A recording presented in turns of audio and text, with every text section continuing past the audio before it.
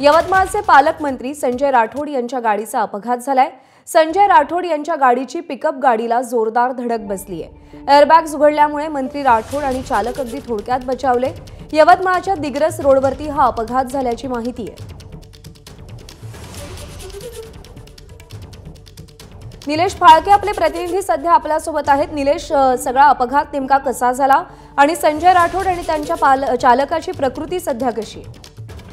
निश्चितच प्रज्ञा, पंतप्रधान नरेंद्र मोदी यांचा उद्या पोहरादेवी इथे हा कार्यक्रम आहे आणि त्याच्या नियोजनाच्या बैठकीसाठी पालकमंत्री संजय राठोड हे पोहरादेवी इथे होते आणि ते रात्री 2 ते 2:30च्या दरम्यान पोहरागड इथून यवतमाळकडे येत असताना आर्णी जवळील कोपरा या गावाजवळ पालकमंत्री संजय राठोड यांच्या वाहनाने पिकअप वाहनाला पाठीमागून धडक दिली। हा अपघात इतका भीषण होता की त्या समोरच्या पिकअप वाहना पूर्ण गाडीचं फार मोठं नुकसान झालं आहे आणि पालकमंत्र्यांची गाडी सुद्धा चक्काचूर झालेली आहे।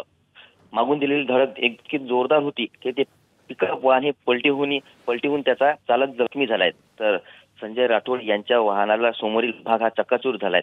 वाहनातील एअरबॅग उघडल्यामुळे मंत्री संजय राठोड व चालक सुद्धा बचावले आहेत। या संपूर्ण घटनेच्या संदर्भात जर पाहिलं तर रात्री 2 ते 2:30च्या दरम्यानची ही घटना आहे आणि त्यामुळे आता या ठिकाणी पोहरागड हे परत येत असताना हा अपघात झालेला आहे। प्रज्ञा, निलेश, धन्यवाद दिलेल्या माहितीसाठी। एबीपी माझा, उघडा डोळे बघा नीट।